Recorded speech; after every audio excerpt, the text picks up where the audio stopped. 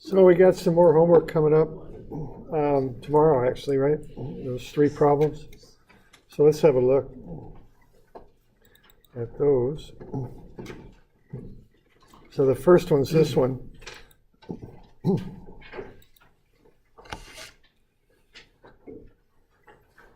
There it is. So let's see here.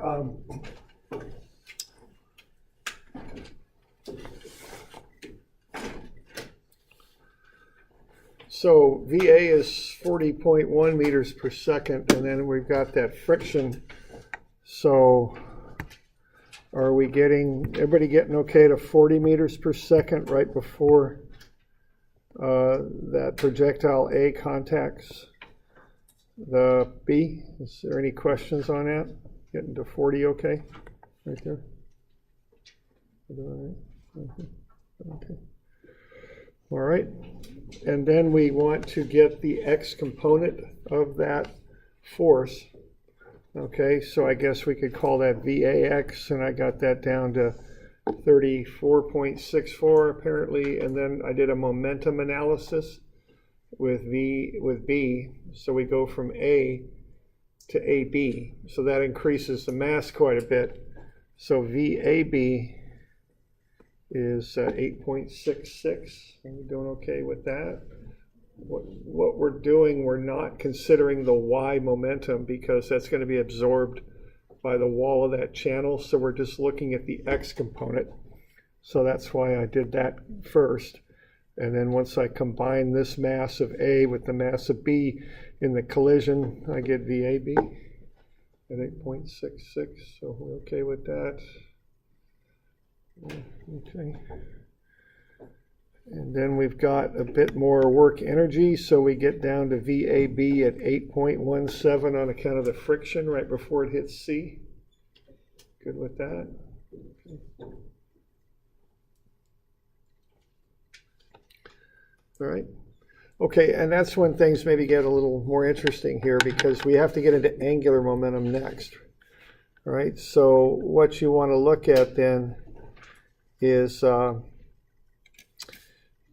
the effects of everything moving together, because when AB hits C, C will start to rotate about the about that pivot there. But the other thing that will happen is D is going to rotate also. So you cannot just treat this, analyze just A, B, and C. You got to also throw D in there as well. Okay, so that's what complicates things perhaps a little bit. And if you kind of look back to the homework that you're handing in today, I think you've got pretty much the tools you need to analyze this. It does have to be angular momentum, but you have to consider the fact that there are 2 objects attached to this weightless armature. And also that as ABC down here moves, so does D. Okay, so D is part of the system, and D moves as the ABC moves. So you have to consider all of those different things happening there. All right. So to kind of look at this in terms of what you are handing in today, let's see. The first thing you got to do is look at the momentum of AB in an angular sense before it hits CD. So that would be similar to 261, okay? Where even though that mass there is not yet rotating, you can take the mass times the velocity times the moment arm there to get its, I don't know what the right word would be, potential angular momentum. I don't know what the angular momentum it's just about to have, okay? Imminent angular momentum, I don't know what the right word is to use, but that's the idea to start with that, because you got AB with a linear velocity, but it's a certain offset from the pivot, and that's the moment arm that you would use, okay? Okay, and then you have a collision, and that turns into angular momentum just like this does, okay? Here you have, okay, so that's the first little bit on that. Okay, now the second thing is you've got two objects that are going to be rotating. You've got ABC, and then you've got D also. And everything's going to be rotating. So you have to handle that. So I think the way you're going to have to do that is you're going to have to consider the angular speed to be the variable you work with, the one variable that you work with. And then combine that with those offsets, the moment arms, to get the actual V, that you're looking for. So you can't use V as the variable because there's two of them. There's VABC and then there's V sub D, and they're different. So you can't just use V as a variable because there's two of them that aren't equal. But there is one angular speed that you can work with, okay? So you can get that angular speed just after contact, all right? And so that's related to this homework problem here. And then you're going to see how long it rotates before it stops. And if you look at that and how it's set up, this handout problem, the two weights are free just to push down on the surface, on the horizontal surface. And so what's going to act on those things is friction.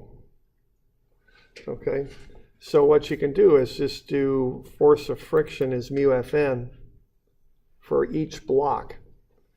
Now as the block rotates, that friction is going to stay normal to the moment arm. So that will create a frictional moment, which is the force of friction times that offset distance. And why don't we see if we can't get you a picture? I bet you this is the wrong one, isn't it? No, this, okay, good. All right, so what's going to happen here is as this system rotates, you're going to have the force of friction doing that on either side.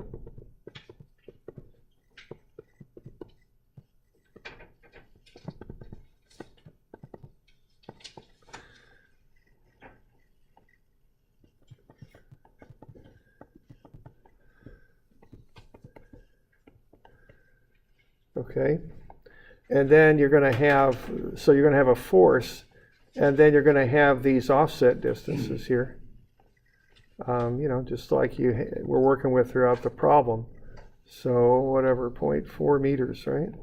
And then whatever that other one is. So you're just going to multiply those forces of friction times their offset distances, and then the variable's the time, and you're just going to run that down to 0. Okay. So that's kind of the bigger picture on this. So are there questions on that? So let's see. As this thing rotates, you're going to have friction acting on it, and that's what causes a moment.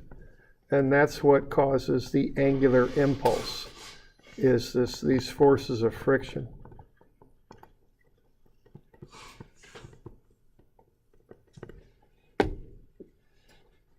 Are we doing all right with that? And then you just wind it down to 0, so you'll set the right-hand side of the equation equal to 0. And then you're going to have the initial angular momentum minus the angular impulse, which is the force times the distance times the time. And the time is the unknown that you solve for. Okay. You doing all right with that? Doing okay? Any questions on that?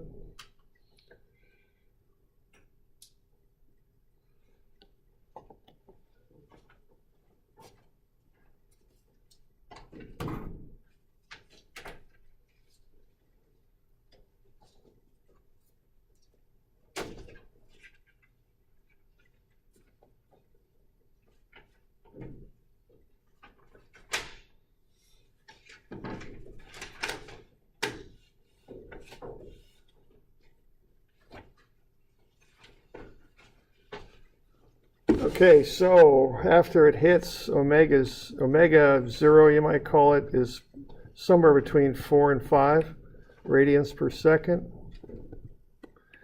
and then the time is somewhere between, well, let's see, I guess I better get a little bit more. Let's see. So that after it hits, this is going to be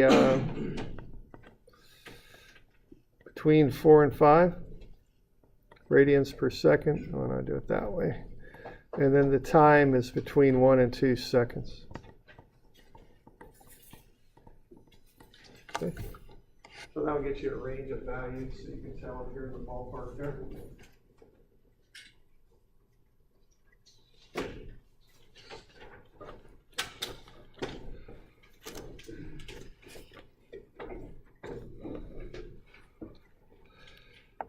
All right, so what you're going to have coming into this thing is you're going to have MAB, VAB times that distance for AB. And then there won't be any angular impulse, and you're going to equate that to MABC, VABC, DABC. Plus MD, B sub D, and D sub D, okay? Now, two unknowns, but what you're going to use here is that V is equal to omega R, okay? So that's basically how you're going to get to that omega. And then once you've got this value, you know, you're going to have basically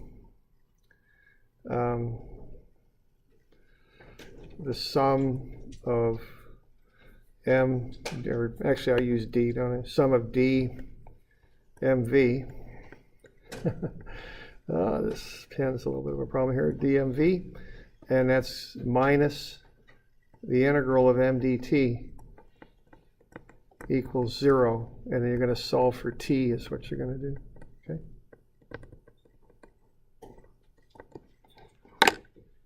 So that's the basics of finishing that thing up.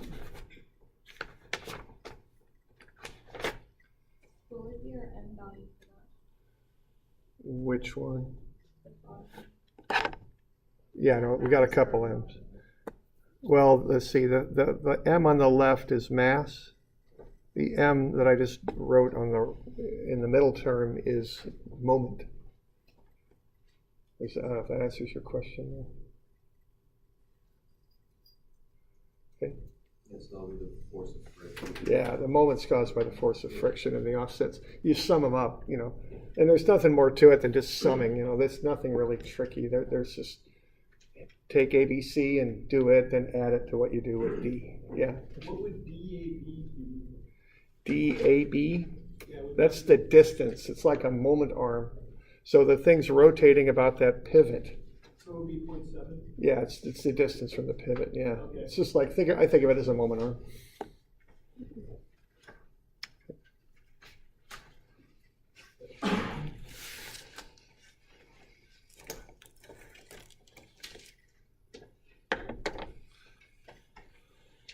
Other questions?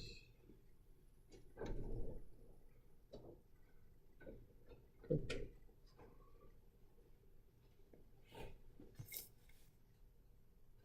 All right. So that's that one.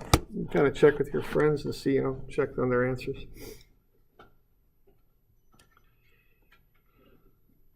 All right. All right, this next one, there's two ways to do it. And we got this plate, and it's going to be spun by the motor, and we want to figure out what's going on with A. Constant angular acceleration of 3 radians per second squared. After 4 seconds, find the angular velocity of the plate, the magnitude of the velocity of point A, and a vector expression for the velocity and acceleration of A is what we're doing with this thing. All right, so this thing will take a little while, but what you want to do first is you want to work through these angular equations. This is a lot like what we did, I guess it was yesterday, or what is it? Yeah, it would have been yesterday, I think. Okay, so work through this omega equals omega 0 plus alpha t equation, and that'll get you omega. and then work through this angle equation. These are both for a constant alpha. They're algebraic equations that work for a constant alpha. Get 2.4 radians, which equals 137.5 degrees.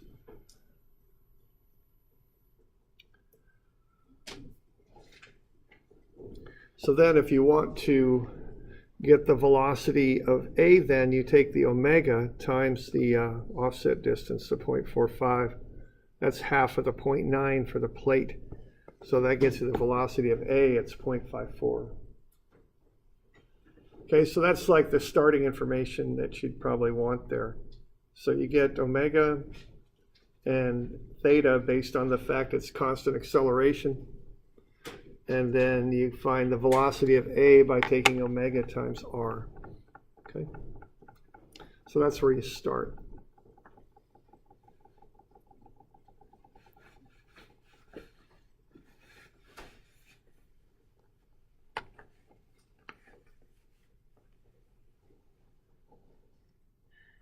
So we're doing all right with that?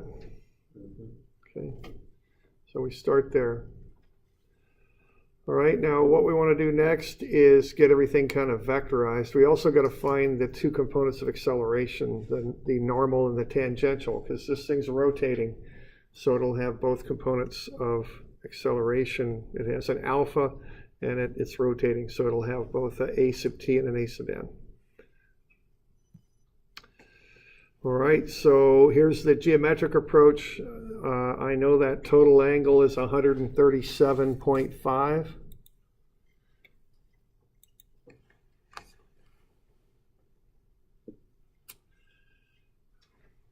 So I can figure out the angles there for the, I guess you'd call it the normal axis and the tangential axis. Okay. So 42.5 and 47.5. And then I can take VA and I can just vectorize it. I know it's going down and to the left at 47.5. So cosine and sine of 47.5 times 0.54. And then they're both negatives because it's going down and to the left. So VA is negative 0.365I. minus 0.398J. So I'm just doing this first run through it geometrically. Okay. So I use those constant acceleration equations and V equals omega R to find V. And then I found the angle using the constant acceleration equation. And then I just do the trig and vectorize it. Okay.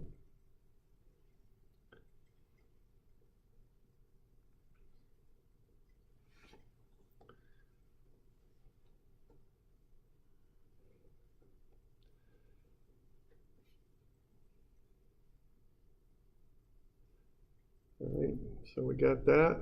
We're doing all right? Okay. Now, I could have just as well have done it this way too. So again, it doesn't matter to me. However you like to do it's fine. What I'm doing here is I'm doing a cross product to find the velocity. So I'm finding the position of A with respect to O. I've got a 0.45 meter radius, and I know the angle is 137.5. So I just go cosine and sine times that angle, multiply it by 0.45, and I get the position of A with respect to O. Okay, once I've got that position figured out, I can take omega, which I just found, that's 1.2, and I can cross it with that vector.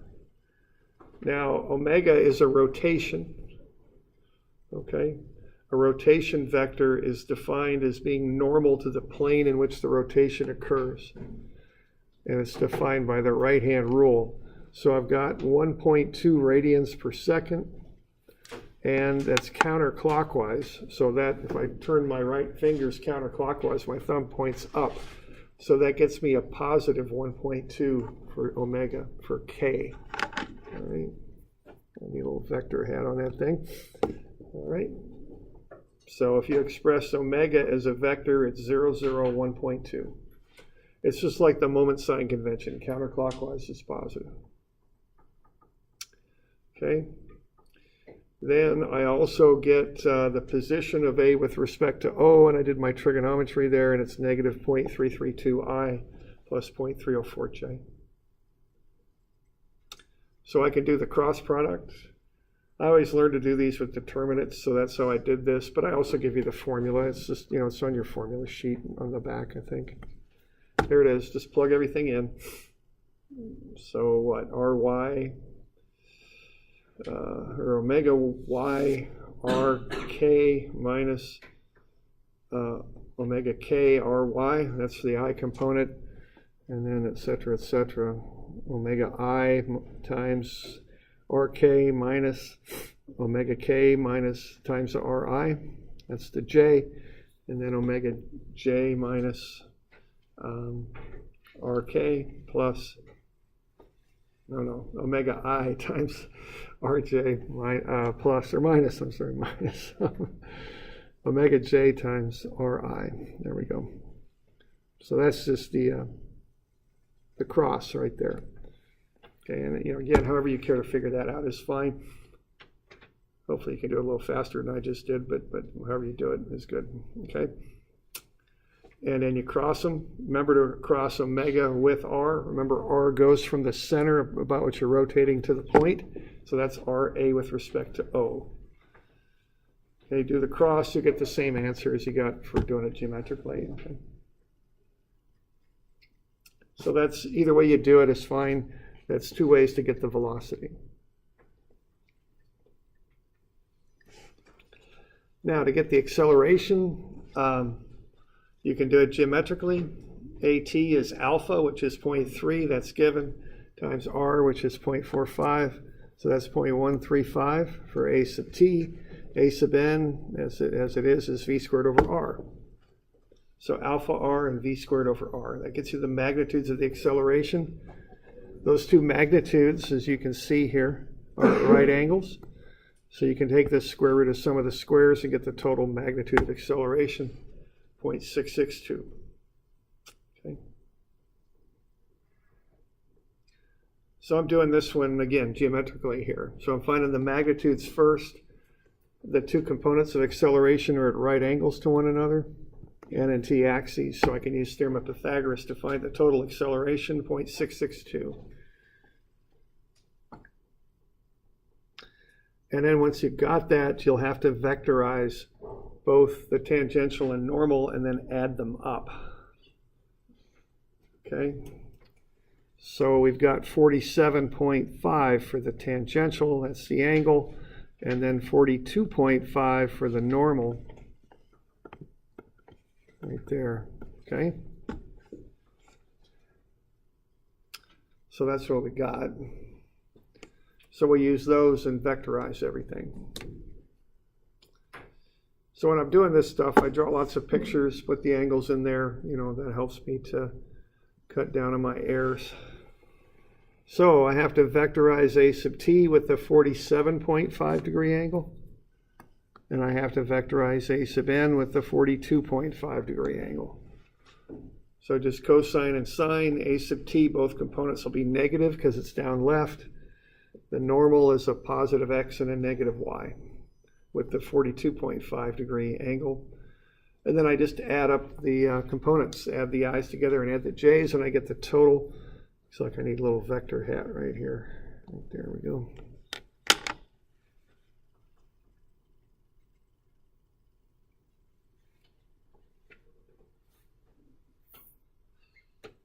So a little bit of work there with the vectors, but just step by step you can work through it. So there's the total acceleration vector right there.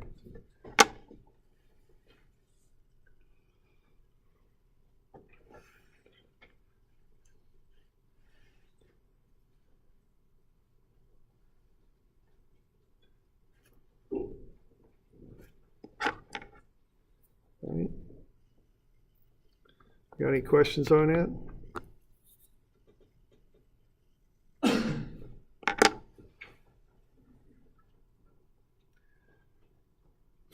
Now, the other way you can do it is you can do it vector style. You can, for the tangential, you'd do a cross, and for the normal, you'd use negative omega squared r. already found R, so we can cross alpha and R to get AT, and we can take negative omega squared times the vector R to get A sub n. That's the other way to do it. Okay. So again, whichever way suits you is fine. Doesn't make any difference to me. Okay.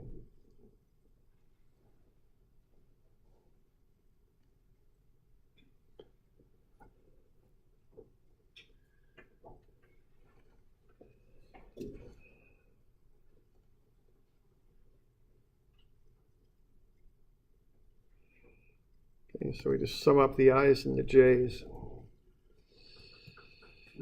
So same, here's the vector approach. You would cross alpha and R. That'll get you the tangential component of the acceleration. So alpha is 0.3. The 0.3 is counterclockwise. So that's, again, that's a rotational vector. That's a k vector. Okay, rotational vectors in two space are k vectors. Counterclockwise means positive. And then I cross that with the position vector from O to A. And I call that RA/O. That reads out as the position vector of A with respect to O. That's what that does. Okay.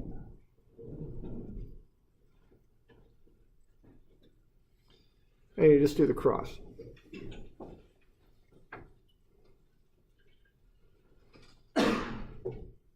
All right, and that'll get you to the tangential right there. So negative 0.0912i minus 0.0995j. Okay.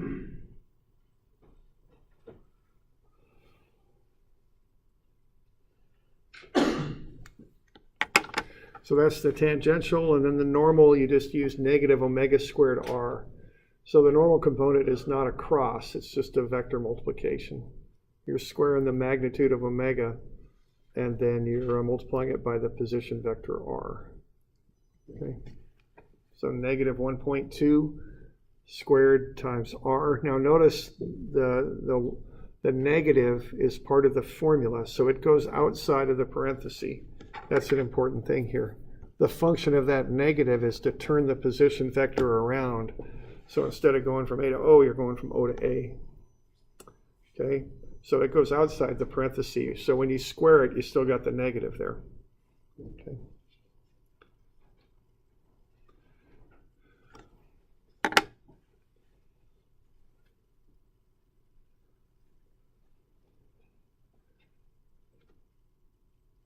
Questions on that?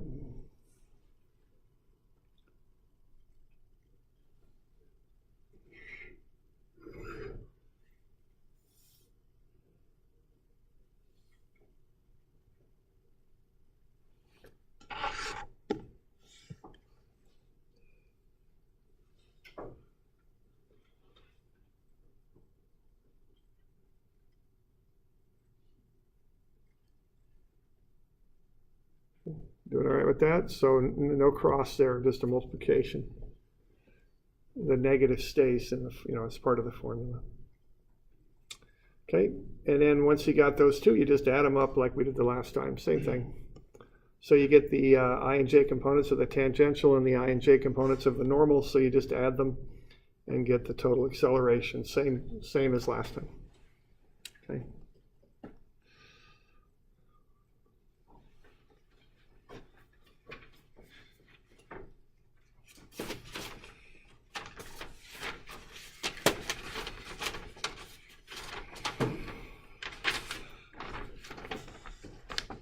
We're good with that? Doing all right? Okay. All right. Well, now we'll move on to something more exciting than that. We'll look at lawn spreader analysis here. Okay, so let's do that. So what we got here, we've got a lawn spreader, and that's a good example of a gearing system. So the wheels are used to drive the spreader vane. So that's how these things work. It's connected to the spreader by a set of gears. So let's determine the width of the swath that the fertilizer would be spread. we're going to assume that the velocity of the fertilizer is equal to the velocity of the extreme tip of the spreader vane. Okay? We're going to ignore the height of the grass. Okay. And then we got all the information here on the sizes of the gears and the speed there. The spreader vane is 30 centimeters above the ground. We got the velocity at 1.6 meters per second. So let's see what we can come up with here. Okay. So there's a lawn spreader. Here's the little gear train here. See all those gears hooking together. See, you can cut those 45-degree angles on the gears and turn the motion from the, I don't know what you'd call it, but this moment about the wheels, and you can use 45-degree gears and get the vanes to go that way, okay? So that's another thing you can do with gears, is change direction. Now, what we're assuming here is that the vane is going to, the velocity of the outside tip of the vane will be the velocity of the fertilizer as it shoots out there. That's our assumption, okay? So there's a nice view of the gears right there, that gearbox. But here you can see the vane, okay? You got it? So that's going to go out and shoot that fertilizer out like that. Okay, here it is right here. Okay, now there's an identical one in the back that's going to shoot the fertilizer the other way. So remember that. The fertilizer is going to go both directions. The other thing is when the fertilizer is being shot out perpendicular to the swath, that's when it's going to travel the farthest. What position is the vane in?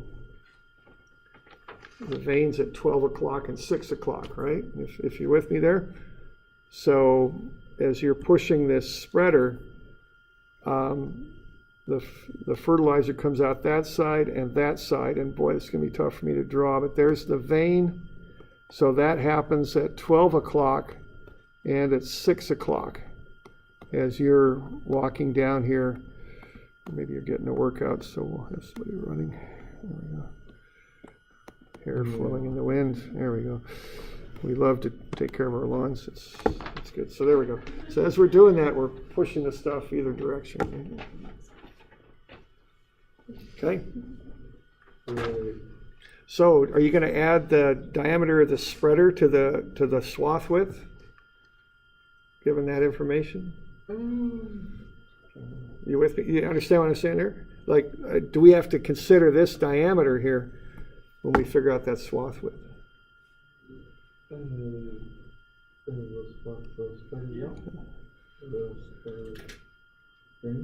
Where are the vanes at when they're throwing the maximum distance in?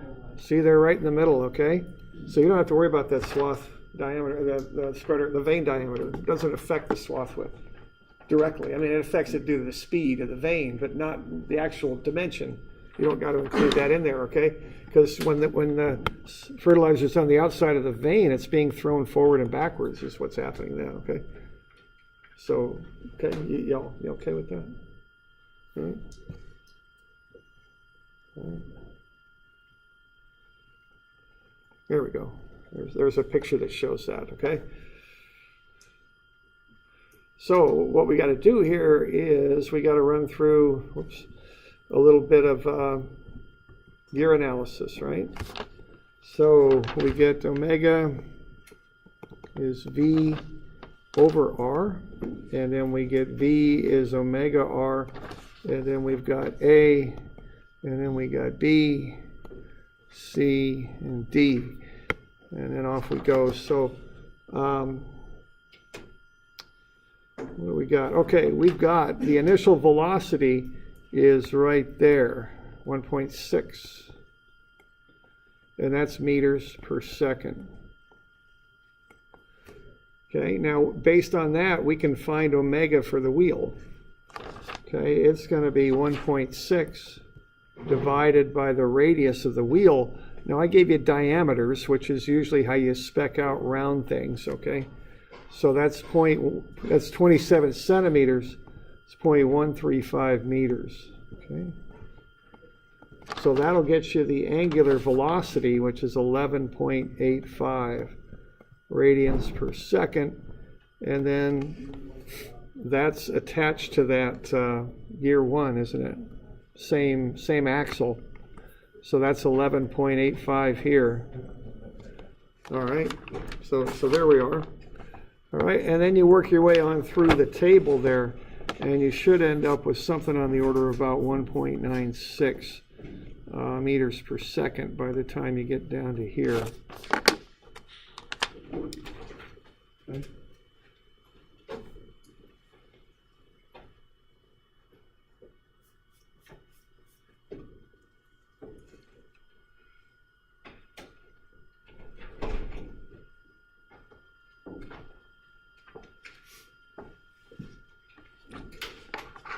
All right. Now, what you going to do after you got that number? What's up here? You are shooting out these grains of fertilizer. How high are you? 0.3 meters. And then what's the velocity coming off here? 1.96.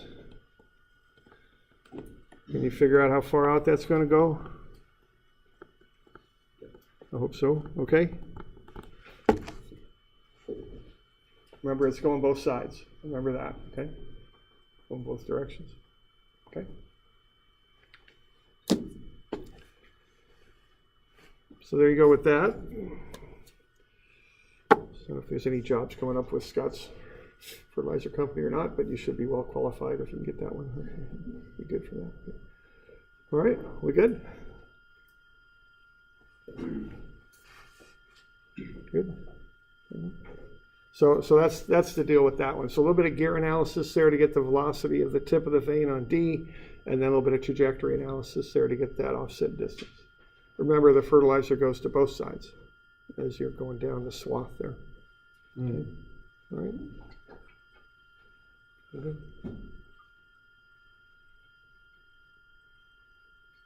Yeah, question? You can increase the distance or the velocity of the seed by decreasing the diameter of your B. B? Oh boy.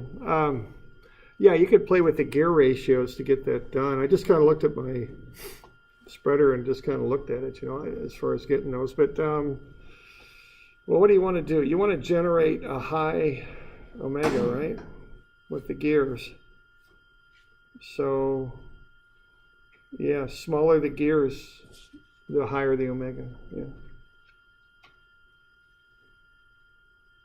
So whoever designed this, you know, I don't know if they went through all this or not. They might have, it probably did, but they got to play around with the geometry of making a spreader that, you know, where you got all sorts of things going on here. You got to make sure that thing fits over the wheels, that there's a clear path for that stuff to shoot out over the wheels. You got to play, you know, you got geometric constraints, and then they got to work their gear ratio so the thing works properly. You know, but yeah, I think dropping the gear sizes, what that does is increase omega, which generally would work, yeah, to get it more further spread. Okay. You okay with that? I'm doing good.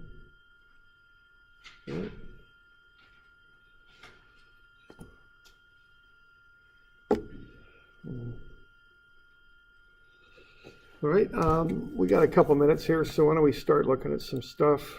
The next thing down the road here, which is relative velocity, okay?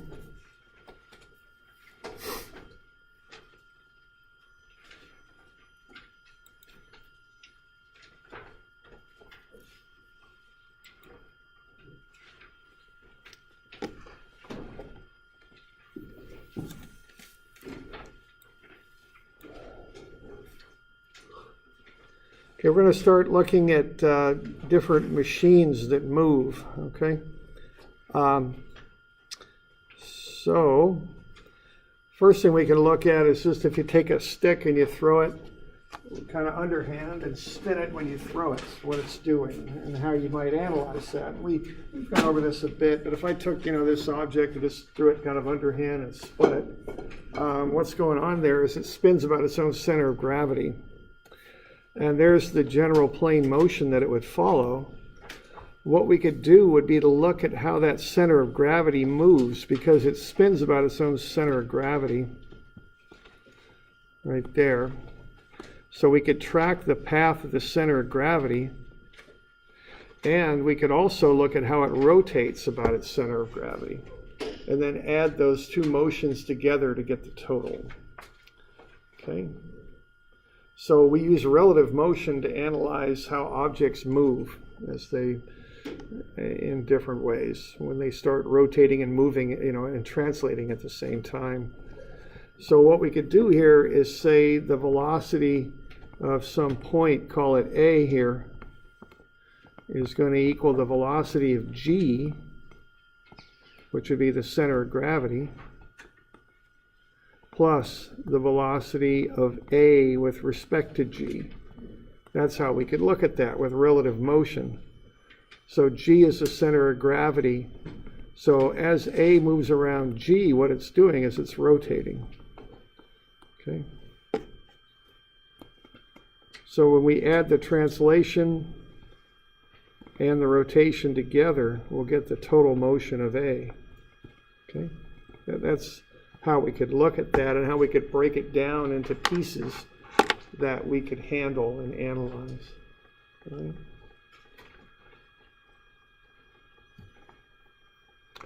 Now we're going to start this by looking at wheels, and particularly we're going to look at wheels that roll without slipping, which is the normal motion of a wheel on a bicycle or on a truck or on a car or whatever. Now wheels that slip can spin too fast, as you might if you're on the ice, or they can spin too slow, as they might if you jam on the brakes with a lot of water on the road. So we're going to look at a more even motion where the rotation of the wheel is directly tied into the linear speed of the wheel. Okay. But wheels can slip, but I just thought I'd point that out. But we're going to look at the more common case where they don't. So if they don't, there's a relationship here on their motion. Okay, I've been kind of wandering around here a bit. I'm on 520 now, I think, is where I'm at. All right. So if this wheel moves to the right, what we're going to see is there's a relationship between the distance it moves. And if that's attached to a bicycle or whatever it's attached to, this would be how far the bicycle moves. The distance would be from O, the center of the wheel where it starts, to O prime where it ends up. Now, if you have a wheel that rolls without slipping, that distance from O to O prime should equal the arc distance from A to B, okay, as the wheel rolls. So B is on the ground when we start, A is on the ground when we finish. So that arc distance from A to B should equal the straight line distance from O to O prime. Now my sketch is a little bit out of scale here because I wanted to show the circles, not overlapping at all. So it's a little bit out of scale, but that's the idea, okay? That O to O prime should equal the arc length AB. We're going to call that S. So the velocity of O, which is the velocity of the vehicle that the wheel's attached to, velocity of the axle of the wheel as the vehicle moves across the ground, will be that distance S divided by the time. Okay. All right, now we've got an angle that turns as that wheel travels from O to O prime. And so what that angle is going to be is the arc distance S divided by the entire distance around the wheel, the circumference, 2 pi r. That's the proportion of the circle that the angle takes up, right there. Multiply that by the total distance around a circle, 2 pi radians. We get the angle there in radians. It's S over r, because the 2 pi's cancel. Okay. So what we're going to get to here is omega, the angular speed, is the angle divided by the time. That's S over RT. So there's an expression for the angular speed. The linear speed is S over T. Now, the key thing about a wheel that rolls without slipping is if we look at a point on the perimeter of the wheel as it rotates, and just look at the velocity that that point has simply due to the rotation, not due to the translation, but simply due to the rotation, that will be the omega s over RT times the radius. Okay, because omega r is that velocity on the perimeter due to rotation. So the r's cancel, and we get to s over t, and that's the velocity of the wheel as a whole. Okay. So that's a lot of verbiage there, a lot of stuff to say. Why don't we just get you a nice picture here, and you've got a non-color version of this on 520, is it? Okay, 520. Okay. So if you've got a wheel that rolls without slipping, the velocity of the vehicle, which is the translational velocity, which I call V0 here, equals the velocity with which the points on the perimeter of the wheel are rotating as they rotate around the center point O. Okay? So this V0 here, due to translation, is equal in magnitude to this V0 here due to rotation. That's the relationship if a wheel rolls without slipping. So based on that, you can infer some things about the velocity of these points on the wheel. Okay, the velocity of the axle is just V0. What's the velocity of the point at the very top of the wheel? The absolute velocity of point D.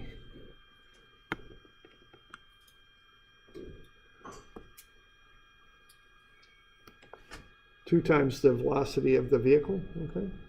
Because we got V0 due to translation, we got to add in the V0 due to rotation. So it's 2V0. What's the velocity of point B on the road for that one instant? It's 0, right? Because you got one V0 for translation to the right, but the V0 for rotations to the left. They cancel out. And that's why the wheel doesn't slip, because for one instant, the velocity of that point right down there is 0.